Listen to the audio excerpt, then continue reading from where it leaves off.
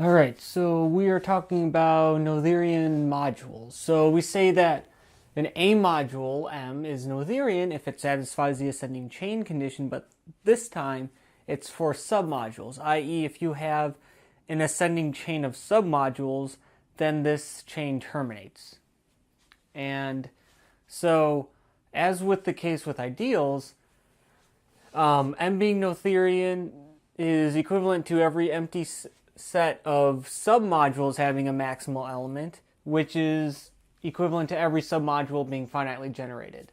And the proof is literally the exact same thing as it was for the case of rings. So I'm not going to go through that. The only difference that comes up is that in the step where you have to go from C to A, for the last proof, we looked at a chain of ideals and took the union of those ideals and proved that that was an ideal. Here, what we have to do is we take a chain of modules and we take their union, and we have to prove that that itself is a module. And so the steps are a little different because like where everything lives is a little different, but it all works out the same. Okay, so note that A is Noetherian. A is a Noetherian A module if and only if A is a Noetherian ring. So I guess I should specify that. So at this point, you really need to start paying attention to where things are. Like when we talk about A, are we referring to A as a ring or as a module over itself? And especially when we get into things being finitely generated, like is it being finitely generated as a ring and being finitely generated as a module are different things. So like if you have A, then saying that the A module A is finitely generated as a module is different from saying that A is finitely generated as a ring. I think in that case they might be the same. I don't have the I haven't thought ahead about that. But there are cases where like you need to be really careful about things like that. All right, so now here are some facts, and I call them facts instead of propositions because I'm not going to prove them. And I probably could prove them, and these are more like simpler facts about modules, but like I didn't have proofs provided to me, and I really just need to spend a lot of time studying so that I don't fail this class. And so I'm just going to go through and state these facts and not prove them. And then if you want to prove them, you can probably prove them. You can either find them in some textbook or they shouldn't be too hard to prove them on your own. I just didn't want to take the time to figure out all the details. So you take a short exact sequence of A modules, then M2 is Noetherian if and only if both M1 and M3 are. I want to say this sort of reminds me of something. I think there's something in group theory where something holds for the middle one if and only if it holds for the outer two, but I forget what. But this might be similar to something we've seen before. So what else? Finite direct sums of Noetherian modules are Noetherian. I assume the proof of that is just, if you take if you look at the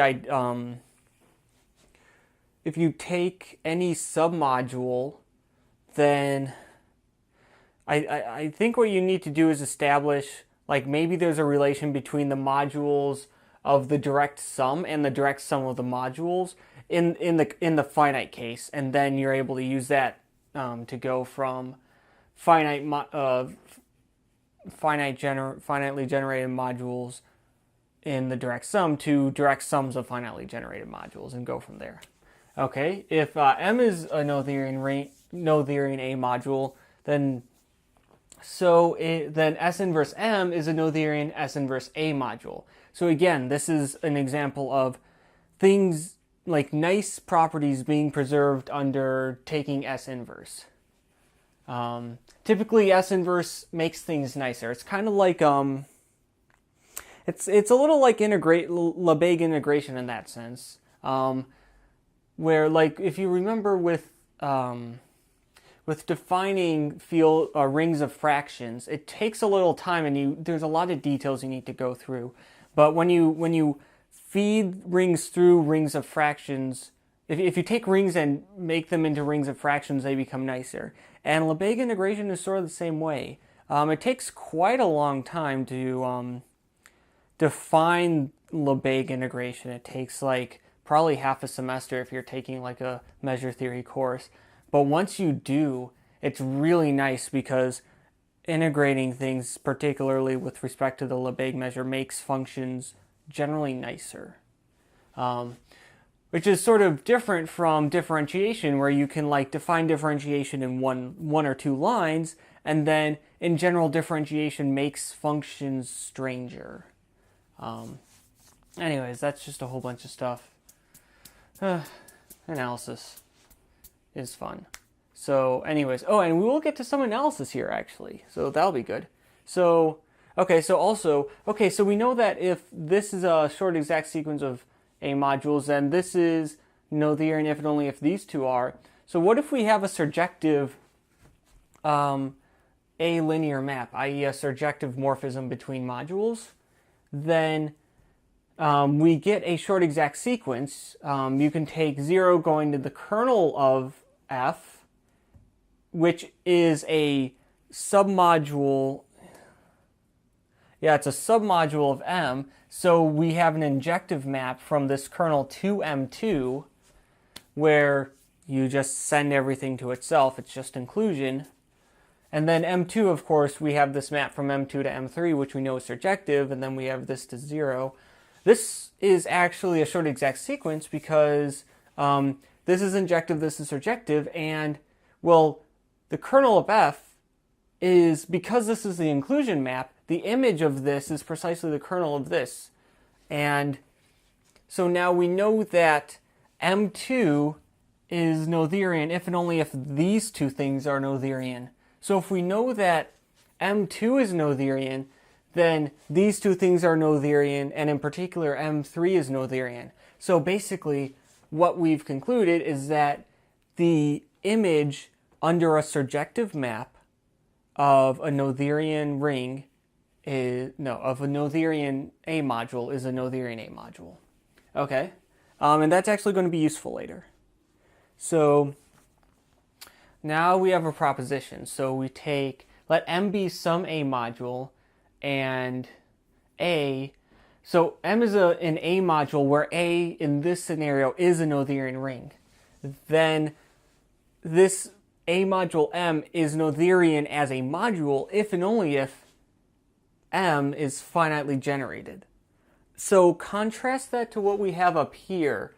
For this proposition, we have M being Noetherian with no conditions on A. In this scenario, M could be Noetherian, but A need not be a Noetherian ring.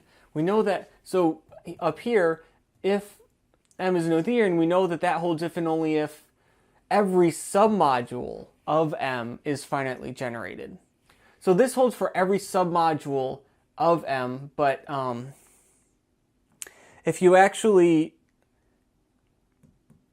if you want to make equivalence here where it's not necessarily for every submodule, but just for the overall thing itself, then in order to get from that to M being Noetherian, you need to also specify that A itself is a Noetherian ring.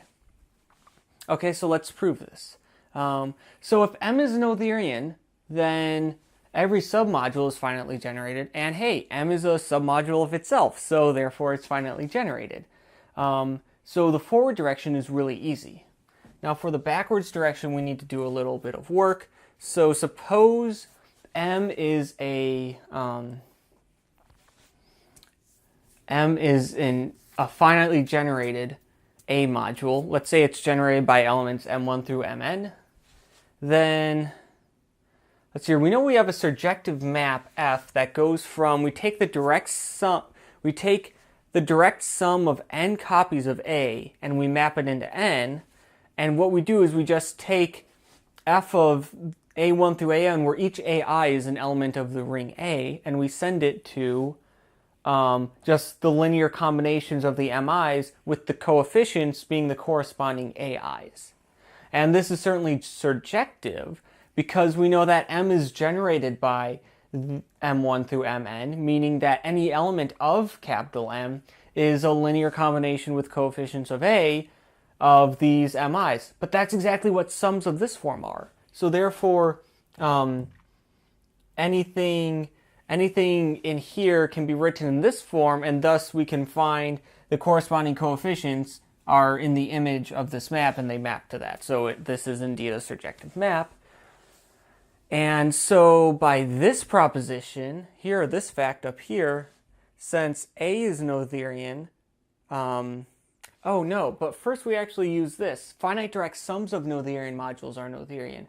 So since A is Noetherian, then, wait. Oh no, we actually use like a whole bunch of things. Okay, since A is Noetherian, since A is a Noetherian ring, it is a Noetherian A module. That's using this observation. Okay, so we know that A is a Noetherian A module. And we also know finite direct sums of Noetherian A modules are themselves Noetherian A modules. And therefore, this direct sum is a finite direct sum of Noetherian A modules, and thus is a Noetherian A module. And so then we use this fact, because we have a surjective A-linear map from a Noetherian A module to some other A module, that A module that we map into must be Noetherian, i.e. what's the M? i.e. M is Noetherian. So that's the other direction, and so we're done with the proposition. So you do need to be a little careful. So certainly, if every submodule is finitely generated, then the thing itself is finitely generated. So that implies that you can actually get examples of modules which are finitely generated, but they have submodules which are not finitely generated, and that's really weird. And because it's weird, I haven't come up with any examples, but they're out there. They must be out there, otherwise we wouldn't have different propositions here. But yeah, so that's why you need A to be Noetherian here in order to get that other direction. All right, so anyways, so let's do an example. Because I really miss analysis, there's actually an analysis example of these Noetherian rings or Noetherian modules. And so I decided to include that. Is this a ring or a module? I think it's a ring, actually. Yeah, it's a ring. But it's not Noetherian. It's typically tough to come up with examples of non-Noetherian things. Typically you have to look to infinity, which is a type of thing where counterexamples to Noetherian rings and all these nice things that algebraists like to study. If you want counterexamples, then you need to look to infinite dimensional spaces or things like that, which is the kind of things that analysts really like to deal with. So it's really tough liking analysis and having to study algebra, because there's all these really cool things that you want to be able to study, but algebraists tend not, at least not in the standard courses, they don't like to talk about these things. I don't know why. Anyways, so take the space of continuous real-valued functions on R, and it turns out it's not Noetherian. And to prove it, for every single natural number n, and again, because of my analytic tendencies, the natural numbers do not include 0 because we're numbering things, and when you count things, you start by counting them at 1. So for every natural number, let k sub n be the interval from -1 over n to 1 over n. Just a compact interval, and it shrinks as n goes to infinity. And we're going to let an be the set of continuous functions on R, continuous real-valued functions on R, such that they are identically 0 on this set an. So there are things that so you've got this compact interval here, and out to the sides, they're like smooth and everything. Well, they're continuous, but they can like go off and like they don't have to be bounded or anything. But once you get to this compact interval, they like drop down to 0. And it turns out that each of these ANs is an ideal, because if you take two elements in here, then when you add them together, oh, well, obviously 0 is in there because 0 is 0 everywhere, so it's 0 on Kn. If you take two things which are 0 on Kn and add them together, and then, well, first of all, the sum of two continuous functions is continuous. That's a very simple baby Rudin type proof. And then, okay, so if you add these two things together, and evaluate them at 0, then you're going to get 0 plus 0, which is 0, and therefore this is identically 0 on Kn, and so the sum is in there. And then if you take any continuous function and multiply it by f, so multiplication here is pointwise multiplication, and continuous functions are preserved under pointwise multiplication as well. That's another like simple analysis fact. Then what happens is, yeah, so if you just evaluate this at a point in Kn, then you get h of x stays there, but you get f of x, which is 0, so you get 0, and so the product is in the ideal. So therefore, this is in fact an ideal. Also, Kn plus 1 is contained in Kn because as n increases, this interval shrinks. And so what that means is that a sub n is contained in a sub n plus 1, because any function which is 0 on the bigger interval is certainly going to be 0 on the smaller interval as well. So we have an ascending chain going from a0, a1, and each of these containments, it turns out, is strict. And to prove that, you can find an example for any n greater than or equal to 1. For any natural number n, you can get an example by considering this function. You just, when you consider x values which are outside of Kn, it's 1. If you consider the x values which are in Kn plus 1, it's 0, and then you just connect them linearly using these lines. Now, these aren't like smooth at all. Well, they're continuous, but they're not differentiable. If you wanted to, you could like do some multiplication and make this C infinity, but we don't need that. Because this thing is not 0 on from like 1 over n plus 1 to 1 over n, it's not in a n plus 1. But because it's 0... No, wait a minute.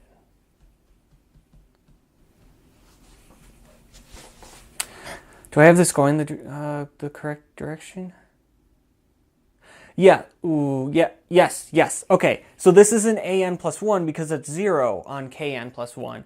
But it's not in an because it's not 0 on all of Kn, because you've got these slivers here where it's not 0. So therefore, this is a function which is in here, but not in here. And so that inclusion is strict. And so therefore, we have an ascending chain, where we have a chain which never terminates. And so the ascending chain condition does not hold in this ring, where addition is pointwise addition and multiplication is pointwise multiplication. So yeah, that's all we have about introducing Noetherian modules, and then we're going to get to the Hilbert basis theorem.